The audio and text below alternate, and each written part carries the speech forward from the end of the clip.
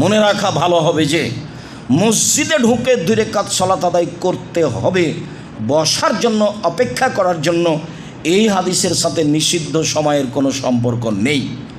মসজিদ আল্লাহর, বসতে চাইলে তার কাছে অনুমতি নিতে হবে।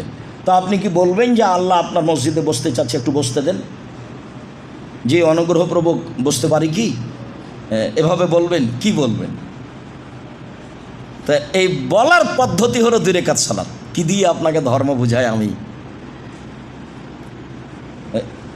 অনুমতি চাও। মসজিদ কার? আল্লাহ বলছিলেন মাসাজিদুল্লাহ, সব মসজিদ আল্লাহর জন্য, সব মসজিদ আল্লাহর জন্য।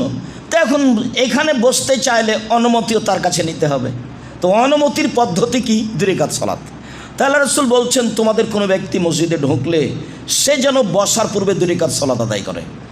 এই যে ভারত, বাংলাদেশ, পাকিস্তানের শতকরা 95টা মসজিদে মানুষ ঢুকে আগে বসছে, তার মধ্যে আপনার অবগতিতে আছে, আপনি বাস্তব করেছেন না হয় দেখেছেন, আর আমি কোনোদিন করিনি তবে দেখেছি। আপনি করেন না হয় দেখেছেন, গত জুমায় আপনি যেখানে ছিলেন সেখানেই করেছেন, আপনি ঢুকে আগে বসেছেন। এটা রাসূলের সাথে অন্যায় আচরণ করা হয়েছে। আল্লাহ রাসূলের সাথে অন্যায় আচরণ করে অনুমতি ছাড়া আপনি মসজিদে বসেছেন, রাসূলের আদেশকে আপনি অমান্য করেছেন। বল হিসাব নিষিদ্ধ কোনো সময় নেই এই 2 রাকাতের জন্য। সারা পৃথিবীর যে কোনো মসজিদে যে কোনো সময়ে ঢুকে যদি বসতে চাই তাহলে তাকে অনুমতি নিতে হবে। অনুমতি হচ্ছে 2 রাকাত সালাত। এই 2 রাকাত সালাতের জন্য নিষিদ্ধ সময় নেই, এটাই চূড়ান্ত। সম্মানিত দিনী ভাই বোন, রাসূল খুতবা চলাকালীন ঢুকেছেন, একজন ঢুকে বসে গেছেন, তাহলে কিছুটা গতিবিধি ছিল আগে থেকেই। বসতে আল্লাহ রাসূল বলছেন কুম সাল্লি রাকাতাইন, এই উঠো উঠো 2 রাকাত সালাত আদায় করো।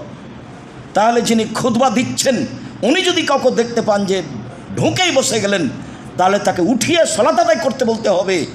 এইটা আদেশ পালন করতে হবে, না করলে রাসূলের সাথে অন্যায় আচরণ করেছে ইমাম সাহেব।